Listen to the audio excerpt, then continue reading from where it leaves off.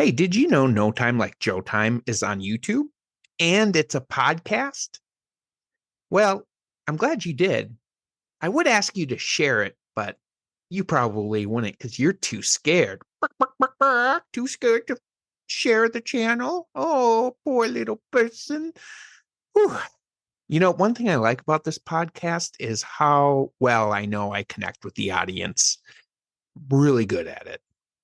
Yeah, chickens.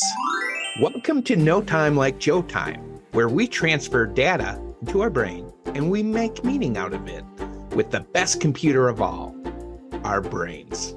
I'm Brain Johnson, and I'm your host, Brain. Every episode, I invite a new brain to talk about media and brainstorm what they mean. Today's brain may be the smartest brain I ever did meet. She is an amazing data analyst and all-around cool brain. Welcome, Brain. Anna Miller. Anna, thank you so much for joining me on the podcast. It's really good to see you. Thanks, Joe. I'm so glad to be here. So for those who are listening, I've asked Anna to do Joe Time first. I asked Anna to create some art that speaks to her. I also made some art as well. I really like feelings. And I like to take those feelings and put them up in a ball of paint and then draw on a paper all of my feelings. And thank God there are so many colors. There's one color for every 5 of my emotions I have. But Anna, since you are my guest, why don't you go first and show us what you've done? Yeah, okay. Thank you so much. I loved being able to create some real art here. Yeah. So I collected data on how many people in New York actively block any media from you. As we can see on this first map, word of mouth really spread and people very quickly blocked any content from you, from YouTube videos to podcasts, and even people going on Facebook to block your profile just to be safe. So next, I looked at if we found a way to charge people money to block you, how much revenue could that have made for a company? And if you see the second graph, we would have made almost $60,000 in just under 2 weeks. That speaks value to your appeal, Joe, and it's just art in the making.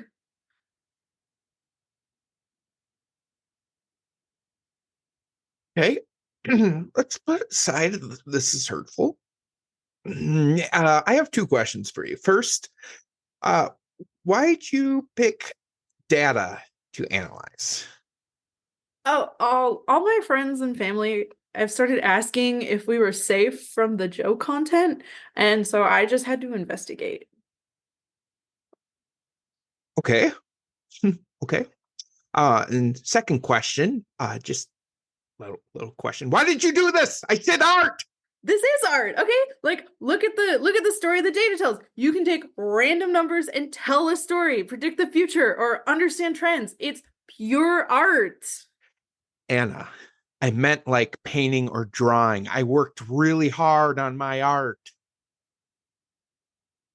Oh, sorry, Joe, but I'd still really like to see your art.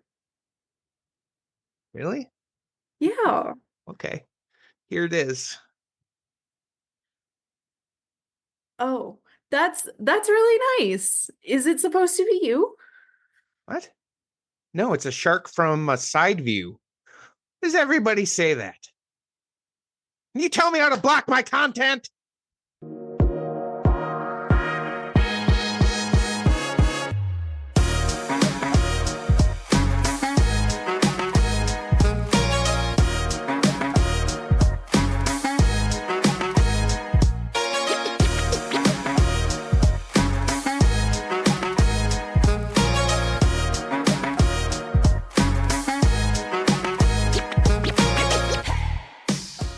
If you were actually doing an art project or somebody said art, would there be any chance you would actually do data? Let's see. I'm trying to think, like, genuinely, if you'd asked me to show you art right now, what would I have grabbed? Yeah. Probably not, because I actually am decent at pencil drawing. Oh, really?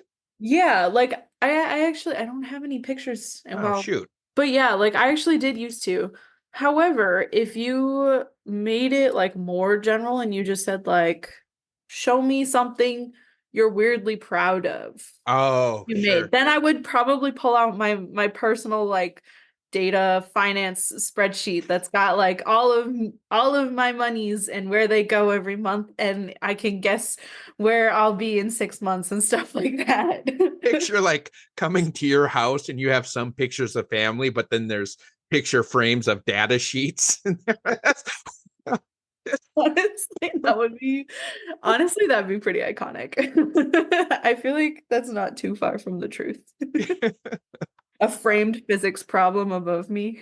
Oh my God, I totally should have done that and just put like physics right there.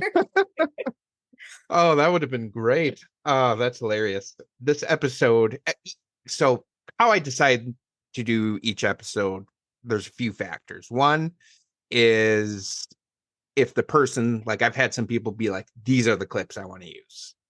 I'm like, cool, let's do it. I had other people who are like, these are the shows I want to use. Cool. Mhm. But a lot of it comes down to something that I feel speaks to me about the person. And I'm really good at connecting dots where maybe there's not dots. And because you were such like, for those who didn't, well, nobody knows this except for maybe our friends. Why would our general audience know this? Anna and I worked together. She was a data analyst and she was just, you were wicked good at it. And I could tell you were good. I always told people like when we were in a room and somebody was like, I need to know how large this area is and how much money we're spending on this, and then what that would look like if we switched it out to this. And I would just shrink in my chair. And the further I shrunk in my chair, the higher Anna would like perk up and be like, oh yeah, let's do it. And I just have to say that is why I'm so grateful. We are all so different because nope. A million Joes would have never found the area of the warehouse. That is so true. There would just be a lot of comforting and support of like, you know what? The area of the warehouse is in our hearts, guys. Yeah, you're right. We love each other. Yeah. So today we got some clips from the Great North, and I actually had not really heard of this when you suggested it. This was among your shows you suggested. Yeah. Yeah. So, why, if you could you tell us why you suggested the show and what your history is with the show? Yeah. So my senior year in college, right before our like midterm break, my roommate and I got COVID. And we didn't get anything like super bad, except that we got like the exhaustion side of it. Like Yeah, we would literally sit on the couch all day and still just be so exhausted and going to bed at 8 p.m., which for college seniors is like really early. Like yeah, we were usually a 2 a.m. kind of pair. yeah, Um, and she just popped it on one night as like an easy show where like you don't have to pay a whole lot of attention. It's a really yeah, good, like passive, comfortable show. If you fall asleep and wake up 25 minutes later, it's not a problem. yeah. Um, and yeah, so now I watch it like sometimes when I miss her, like I'm not gonna lie, like sometimes I'm like, Mm, oh, I miss living with her. So then I pop on some of our like favorite comfort shows. yeah, That's how I started it. And recently, my boyfriend and I just like picked it back up. Like we wanted a comfort show and I suggested it and he agreed. And we blasted all the way through everything that's been out yeah. like really quickly. So it's kind Oh, of fresh nice. in my mind recently since then. Yeah, well, a couple things I didn't realize. I think you can correct me if I'm wrong, but this was made by the guys who did Bob's Burgers. Yeah, we like to joke it's the same family, but they're in Alaska this time and a fishing boat instead of a restaurant. That's not too far off. Um, yeah, I I will say Bob's Burgers is the number one requested show. Interesting. It's a Uh, good show. yeah, I will say like it may not be like I've had two people who are just like we're doing Bob's Burgers. That's it. And then Bob's Burgers have popped up when people are like, well, I like this show and this show. It's hands down Bob's Burgers. So I think that's becoming quite the phenomenon. So it's a good So definitely a good show to check out if you like Bob's Burgers. And then Yeah. the other thing too is I was looking at, it's got a lot of heavy hitters for Yes. talent. Because I was like, I'm like, is this Will Forte? It's Will Forte. I love him. And there's just a lot of really cool people in it who I just really like. So the main guy, the dad, is Nick Offerman. Then there's Jenny Slate, Will Forte. Those are the main people who I knew, but I love them. And so I watched a couple episodes and then I did some like best of clips. And I'm like, yeah, this is probably a show I could get into. So it's a good selection. The first clip we're gonna watch. So this is they find a long lost relative who's been living in a bunker. Is that? Yep, the TC320 carbonizer, a world-class urine filtration system. Wow. Turns my tinkle into clean, potable drinking water that barely even tastes like tinkle. Just a hint, but you want that. Oh, thank you so much, but I had Tinkle for lunch. Ooh, Dr. Bojangles energy crackers. Ugh, these are awful. Ugh. And yet I can't stop eating them. These crackers make me want to start a business. I'm talking synergy, I'm talking seed funding, I'm talking leverage, I'm still talking. Judy, it looks like Dr. B's ECs are mostly ephedrine, which is speed, so maybe don't need any more. Yep. Just this box. And hey, Ham, let's roll some calls, get my boy Greek on the line. On it! Oh, and let's have Kevin order a bunch of sushi for when the investors arrive. Kevin! I just love it. What it makes me laugh is that reminds me of so many business people I know. Let's get this. Let's go. And just like, man, are they on speed? I don't know. I love it. I love it. Part of the reason that I kind of thought about you first, the urine converter. I'm like, this is a data analyst job to take waste and turn it into something useful. Yep. And it would also be our job to analyze the problems with the outcoming and test it until it was no longer disgusting. Yeah. And I like to, like, I'm the guy in that situation. He's like, oh, do you want some? No, I had Tinkle for lunch already. I'm good. Just like everybody else is like, I don't want to touch that. I would totally offer it to you too. Like I'm the old lady for sure. I'd be like, look at this cool thing I have. Do you want to try it? Well, that's what you've done is like, you'll be like, oh, look at this. Look how this. And I'm just like, it's a lot of information. There's this shows why I started this podcast, because I always have to use references. There's this Futurama episode where the ship is something happens with the ship where it crashes. And Leela comes with a binder like this big. And she's like, this is my report on what happened. And Bender goes, I don't want to read it. Sum it up in one word. She goes, sabotage. But like, I feel like that's how a lot of us are. And I wonder if you've experienced this as a data analyst where people are just like, no, don't give me all the details. Just get to the point as quick as you possibly can. Oh, definitely.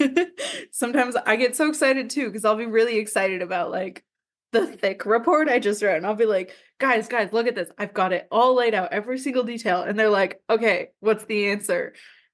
And I'm like, well, I have to stay hype about it because, like, of course, I mean, it's me, right? I was still excited. I was like, it's this number. Yeah. So the other clip I almost took was from a Simpsons episode where they go to Martin's birthday party and there's a guy in like a magic outfit. And they're like, oh, can you do a balloon animal? He's like, oh, I'm not that kind of magician. I'm a math magician. But I also think that, I mean, people who do stuff like that, I don't think you can do it without a passion. I could be wrong, but I think I don't think I've ever met somebody who's like, oh, I just did 2 hours of data work on this. I mean, I have, but I don't know how good they are at it. It's like I had a math teacher in college. And I remember when I went there, I was like, I hope he's not a typical math teacher. And what's a typical math teacher in my mind? Well, it was my math teacher, who, when we got there, he's like, well, let me tell you a little bit about myself. My name is so-and-so. I have a daughter. She is in college. We are very proud of her. Now let's talk about math. And like, he got so psyched. I'm like, what? But he was one of the best teachers because he was so passionate about it. And I feel like your passion for that stuff, like her passion for, and I think she thinks, what is the line? Better to be dead than red. She thought commies took over. And so that's why she has all this stuff. She's found a way to survive. And so she's like super resourceful and she's excited about this. And I think in a survival situation like this, yeah, you got to be excited. Like whatever you do, you got to have passion about it. You got to be excited about it. Yeah. And like see, again, I was listening to a episode I did with one of my buddies, and he was like, we're getting deep for no reason. I feel like you need to find something that feeds you to do that. What feeds you? For like, they had those little crackers. But for me, like my excitement comes with working with people. I love building people up, giving them confidence. Like I love it. I get like a high almost out of it. And so like I kind of work in the mental health field, and that can be draining. And I don't think you can do that unless you have that drive. And just like you work with data, I don't think you can do that unless you have that drive. Mm-hmm.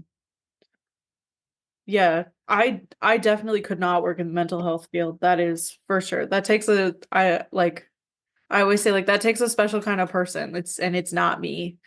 But yeah, I love working with data.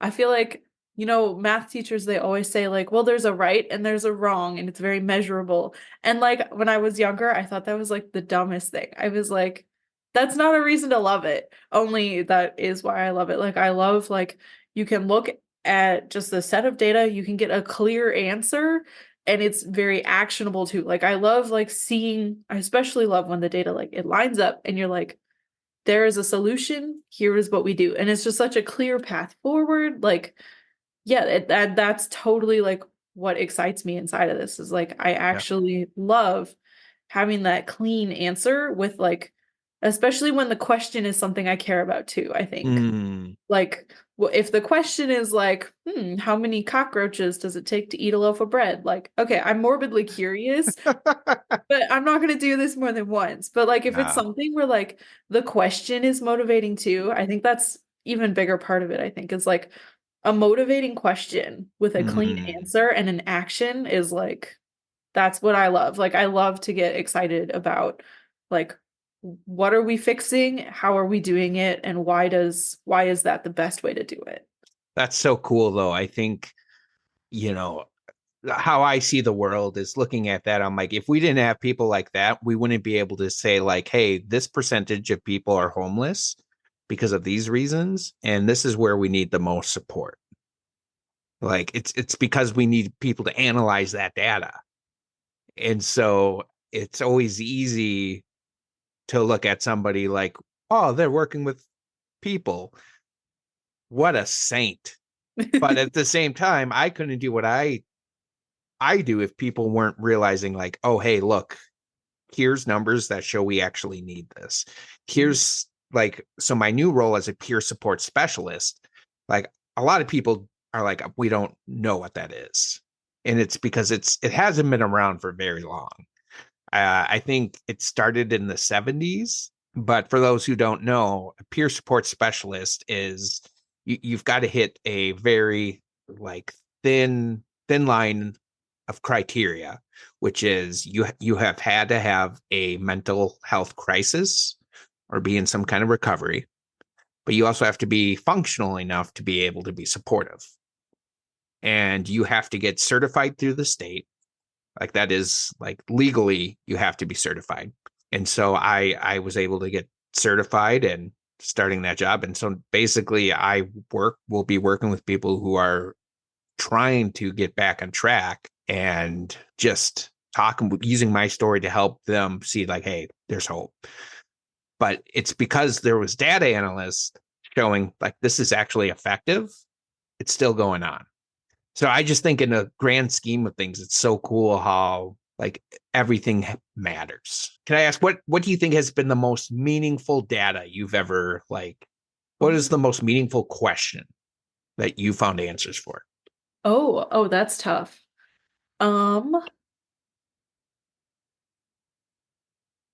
Okay, this one might seem minor, but Okay. so for a while, at my job, both of my parents, my boyfriend and my roommate were working there with me, all on different levels of the company. Yeah. None of us ever worked together. Well, not quite none of us, but I never worked with any of them directly. And there was this problem in the warehouse where people who didn't usually work in the warehouse would go and help them. And these people, well-meaning, were doing lots of help, but they would also make small mistakes. And then later, an order going out of that warehouse would actually get returned to the company because of these mistakes. And my boyfriend and my roommate were both like getting dinged with these like, hey, you messed this up. Hey, you messed this up. And like they were both frustrated because they're like, I really don't think it was me. Like, I don't think this was my fault.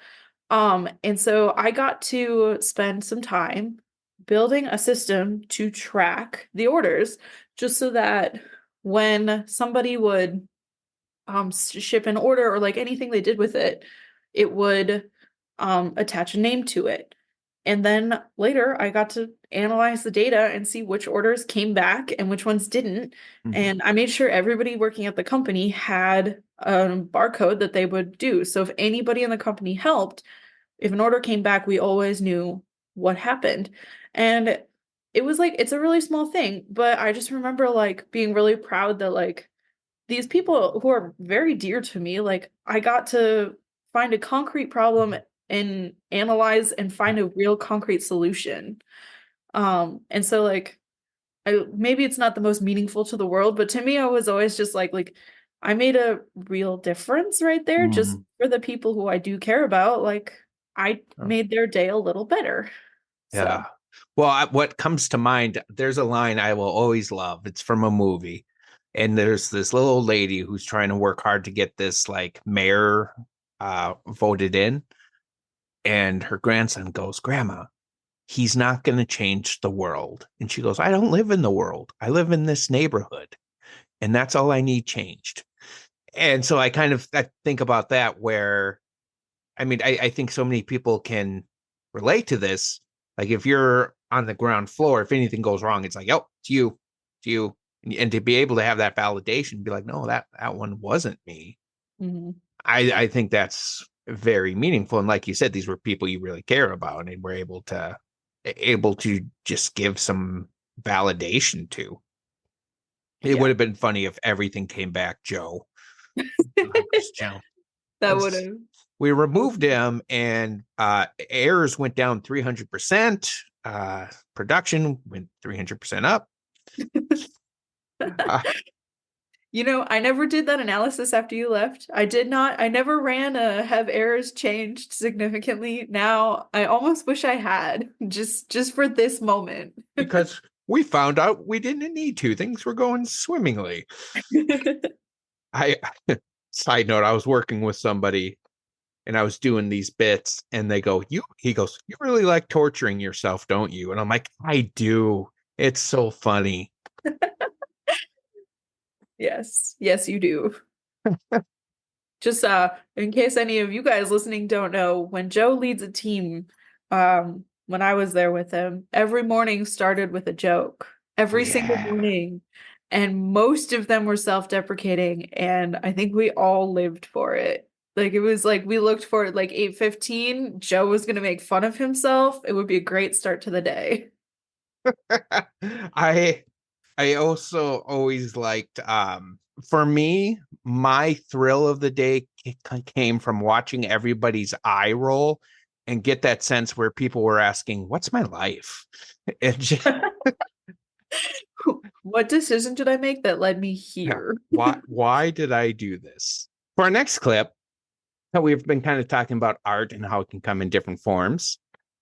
We've got another clip here where basically one of the characters has been looking to make a mural and she's pretty excited. And then somebody comes in and kind of takes things in a different direction, let's say. Mural time, and wowza, look at this turnout. I only joined this club so that I could storm out. Here I go. Okay, bye, John.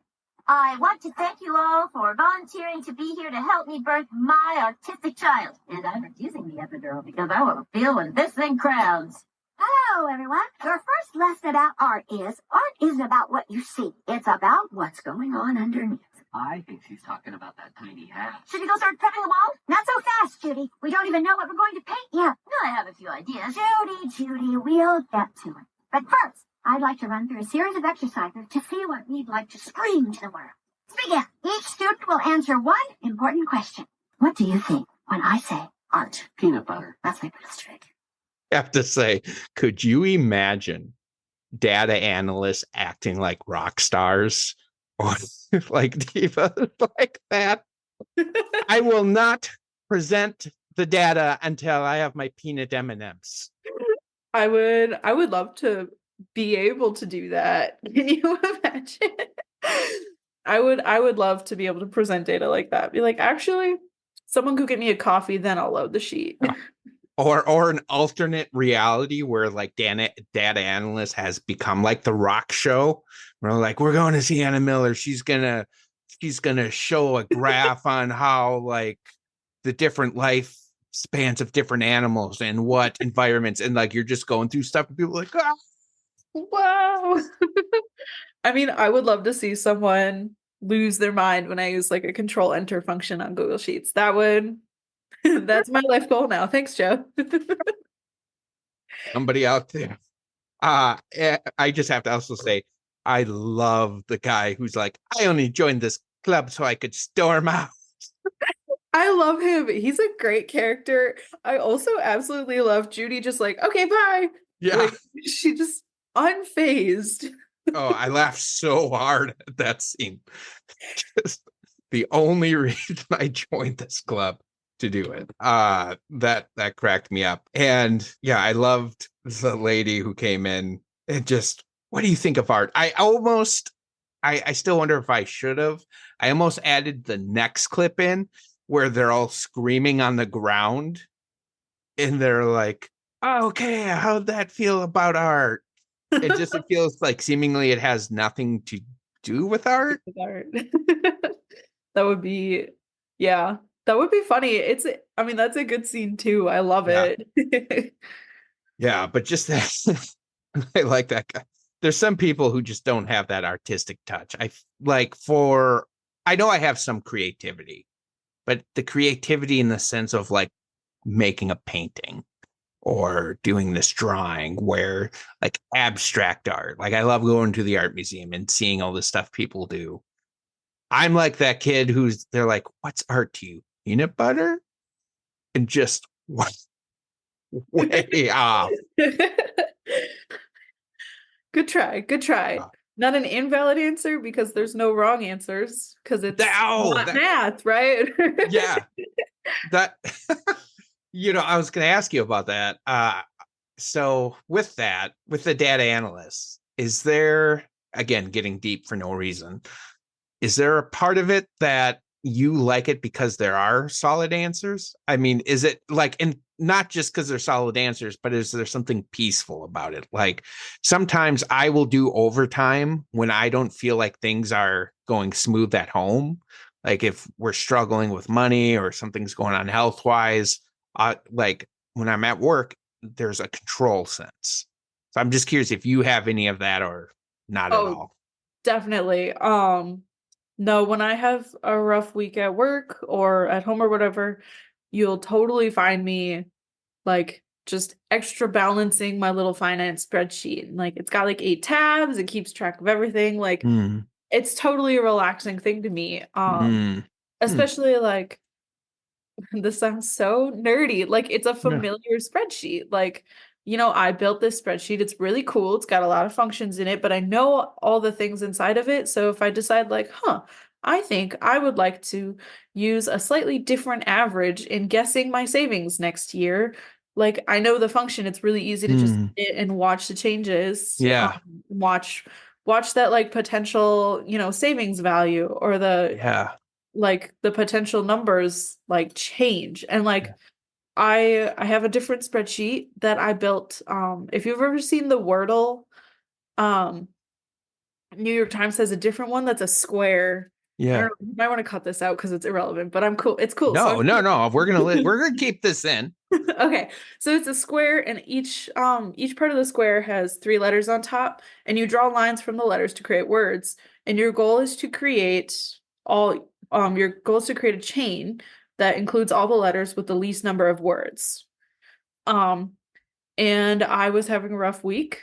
So I put the square and the one that was for that day into a spreadsheet and I just started like creating all like millions of Mm. combinations of letters and then I imported a dictionary and I just like look up if it's in the dictionary, we put it to the yes list. If it's not, we ditch it. And so I just like started. Unfortunately, Google Sheets couldn't handle more than 4 letters without it being too many combinations. My goodness. So That's no, this is why we're leaving it in. This is awesome. This is why I like doing this because uh this reminds me of a couple things. First, it reminds me of what Will Wheaton was once at this some Comic-Con, and this young kid comes up like 10 to 12 years old, and she goes, what do you say to people who make fun of us for the things we like? Like, how do you deal with bullies?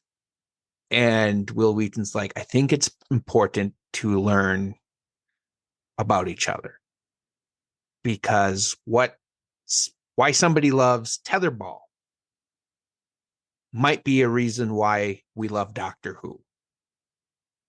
So for that, it's something you're finding connections, and that might be somebody who's like doing fan theories, finding connect same idea, and there's this unity there. We're all looking for the same thing.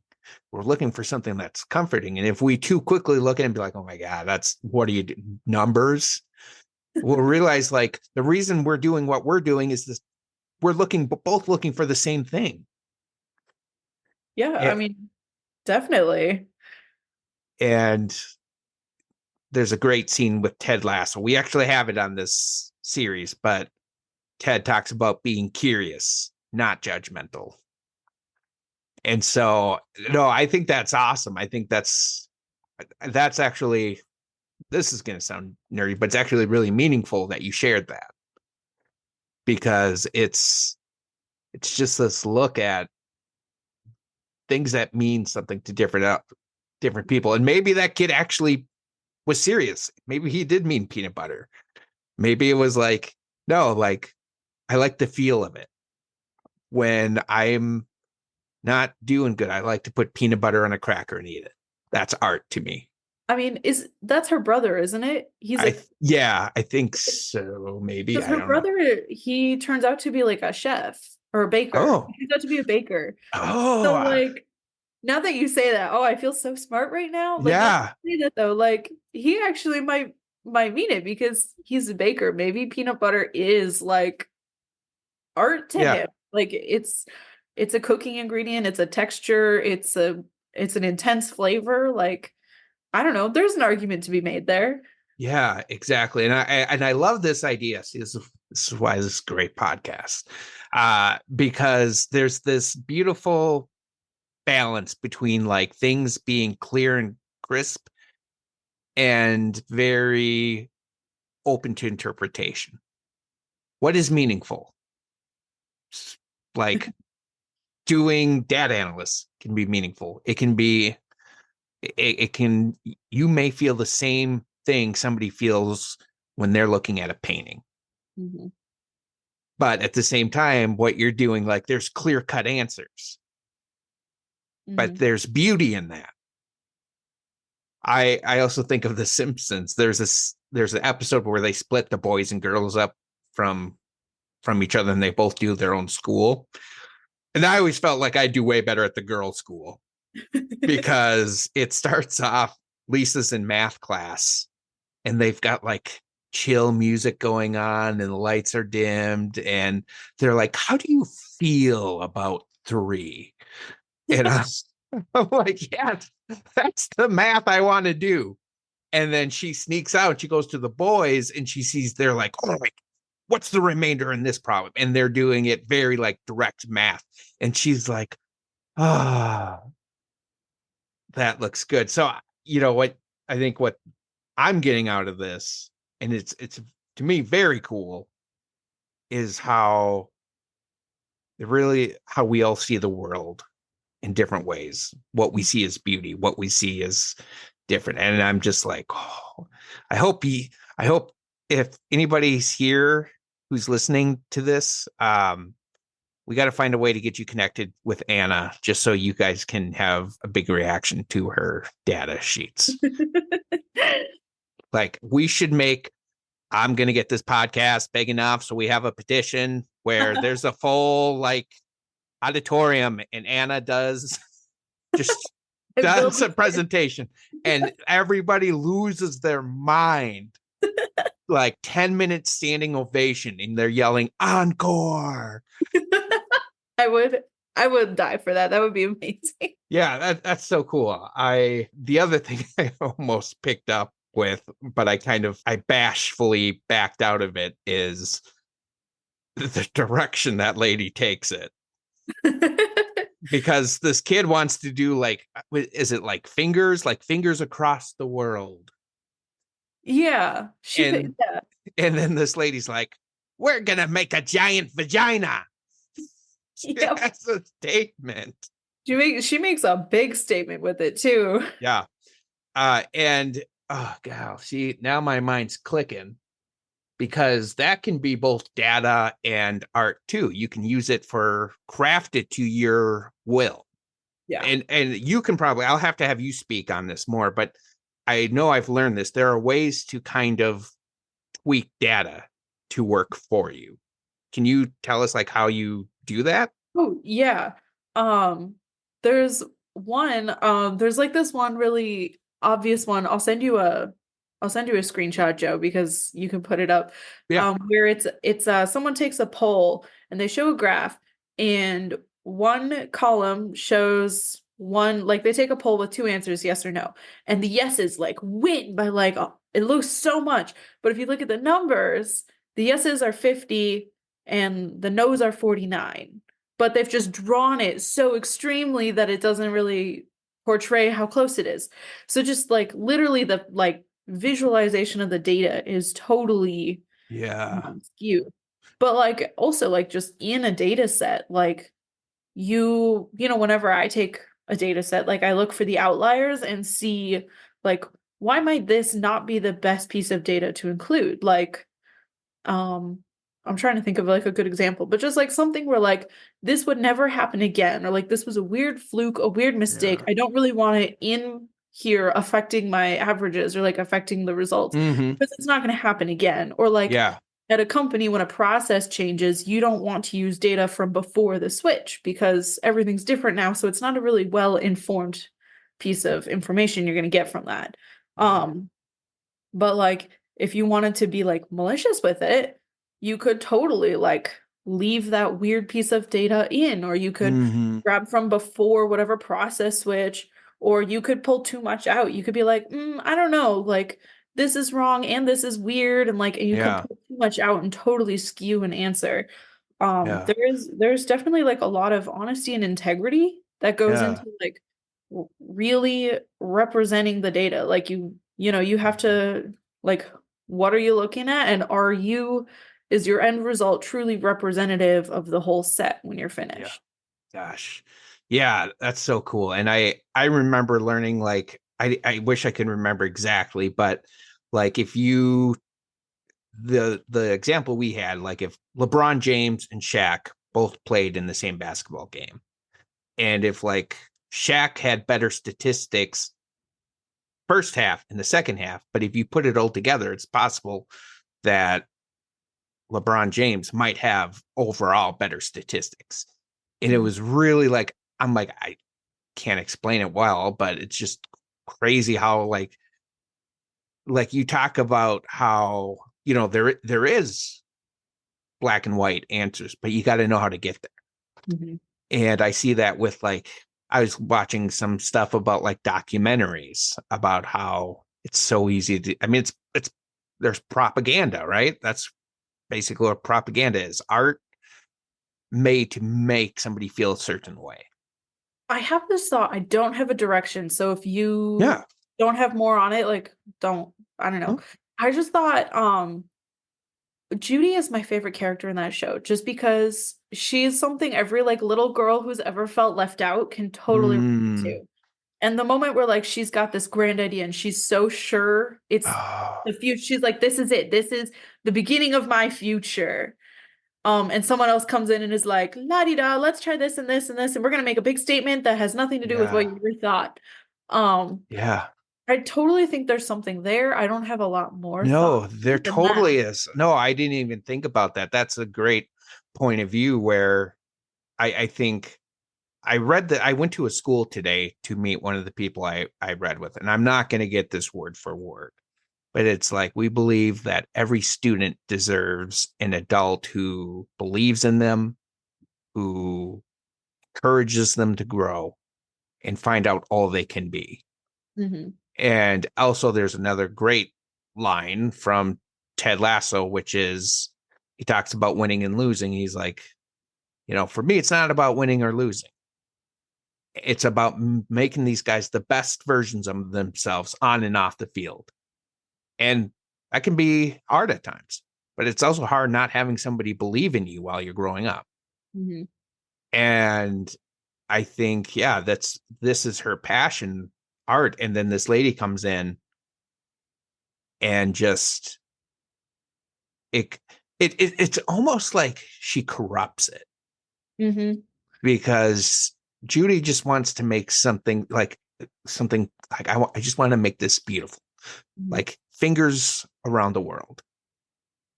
And it goes from that to a bloodied vagina. And she's like, I didn't get to watch that whole episode, but you could tell, like, she was just like, no, like, I don't want to do this. Yeah. I think by the end of it, Judy does end up on board. She realizes they end up compromising somehow. And it's not really a true compromise. Like it's very much still the original like vagina's idea. But Judy like realizes the meaning in it. Mhm. And it comes out to be really a great moment for her too. But Yeah. like it's definitely tough to watch her though, because she's so disappointed. Like Yeah. she really thought this was like her big moment, her chance to shine, her chance to stand out and step away from this tiny town in Alaska where they live. Yeah. Like this was going to be seen by the world.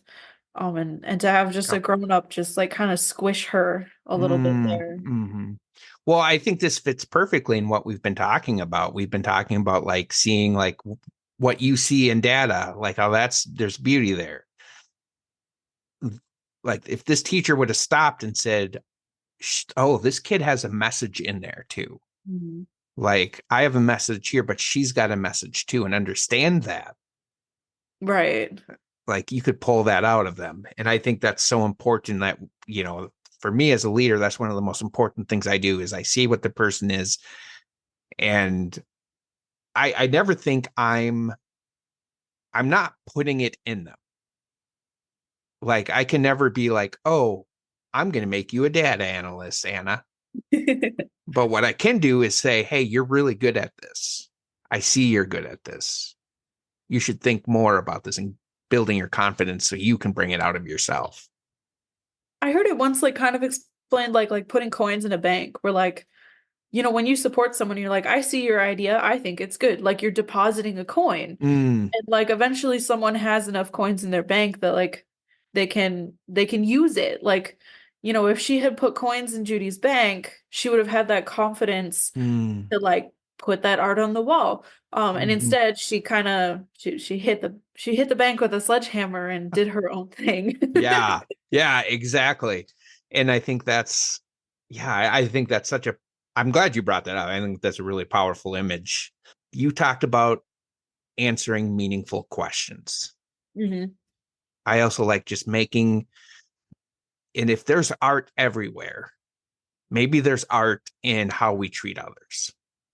Mm-hmm. Maybe there's art on how we treat a kid who's got this idea, even though we have a different thing. Yeah. And you can create great beauty out of that. And that's a really cool concept to think about, because I will always get to this point where I'm like, I think I've hit the next level of judgment where I think I'm so open-minded, and then a guy cuts me off and I'm like, well, except for this prick. Not for you. No, he is a jerk. And, and so like just trying to always get to that point. I it's kind of like, actually it comes from this show. I think it's the first episode. They go to a mall and they see it says elevator in process. And I think the dad goes, oh, we're all in process till we die, or something like that. I Like love that. it's okay, elevator. And I'm like, yeah, we're all in process. So yeah, no, I think a lot of meaning there. No, that was cool. I'm glad you thought of that. I'm glad you had thoughts on it, because I was like, there's something, but I don't have all of it by myself. Oh, totally. Good. Is there any other thoughts you have or anything else you want to cover before we wrap up? I have one question for you. Yes. What do you think of if I say art? Oh, what do I think when you say art? I think I wish I could have that instinct answer, but for me, it's probably like the opposite of you. I think such abstract. Mm-hmm. But I remember having this conversation with my art teacher. I'm like, what constitutes as art? We look at old like cave paintings. We're like, look at those, or old pottery. We look at those. What if in 2,000 years people look back at our stop signs and are like, oh, look at that art? And she's like, well, no, art's meant to make you feel something. And I'm like, yeah, I feel annoyed when I have to stop. Me too. is that not art? Is that not art making me slow down? And so for me, that's art for me, is just that I love thinking about there's infinite space to explore what is art, and just ask it. For me, art is asking those questions. And it's kind of also, I don't have one type of music I like. What I always tell people, my favorite type of music is seeing your favorite kind of music through your eyes. That's really cool. I like that. Because I love that. Like, I used to hate country. And then when I picked up this philosophy, I listened to country through somebody's eyes. I'm like, I get it. Or jazz. Hated jazz. I am not a jazz person. But I think I went to somewhere with my stepdad who loves jazz, and I saw it through his eyes. I'm like, I get it. And so for me, that's kind of art too, where I don't want to say what is or is not art, because then I miss that opportunity to see it through somebody's eyes.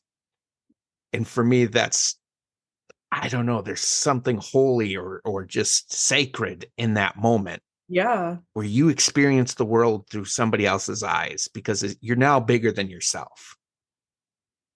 And there's so many conflicts and just horrible things going on there. To make that one connection, I think that makes the world just a little bit better. That makes sense. That's really cool. Yeah. I like it. What about you? What do you consider art? I think it's any intentional thing can be art.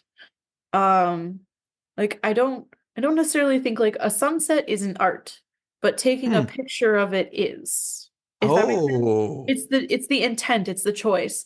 And it can be like afterwards too, right? Like, if I am walking around on a beach and then I turn around and I notice that the sand is a pretty texture after I've walked around, it isn't art until I choose to name it, or I label it, or I take a picture. Not necessarily, there's a choice has been made. There's a label to it. Yeah.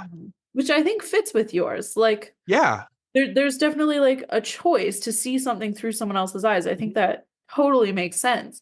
But yeah, I've definitely always thought like the item doesn't have to be intentional, whatever the piece Mhm. is, but it's the like the choice to look at it or label it or name it or capture it or display it, like that intentional choice, that's what makes something art, which Yeah. totally makes a spreadsheet art, by the way. Yes. No, totally. I agree. And I love that. That's so cool. That's a great view on it because I think it gets to my heart too of intention.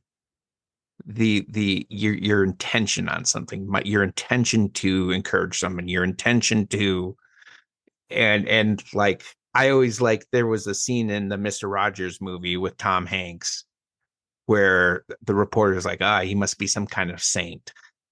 And his Mr. Rogers' wife goes, he hates that word because he thinks if that's associated with him, then for some reason the things he does is unachievable then. Mhm.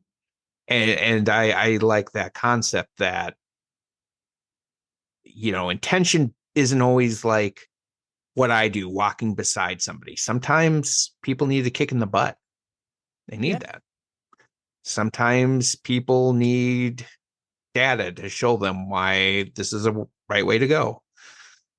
And so like just the intention and making it your art form, that's intentional. So that's very cool. And we're good at this. I think so. Okay. So I ask every person who comes on 3 questions. So first question is, which clip did you think was funnier? The crackers, for sure. Yeah. Watching Judy go nuts and be like, oh my God, I'm gonna start a business. I'm addicted to speed. Oh my God. I love her. I think I said earlier, she's my favorite character. Yeah. She's absolutely insane. And I Yeah. think that just captured her so Yeah. well. And it's hilarious. Yeah. I see. I am going to go with the other one solely because of how hard I laughed at that guy going, I only joined this so I could storm out. I love him too. It was close for sure. But that first one was very funny too. So the second one is, which one did you think we got more conversation out of? I definitely think the art one. I think there's a little bit more. I mean, there's always something to talk about with art, right? Like you Yeah. can't bring it up without asking what it is. And that's automatically like 100-page book right there. Yeah. So Yeah, I agree. And I was actually nervous if I had picked the right clip. I was like, oh, are we going to have enough to talk about?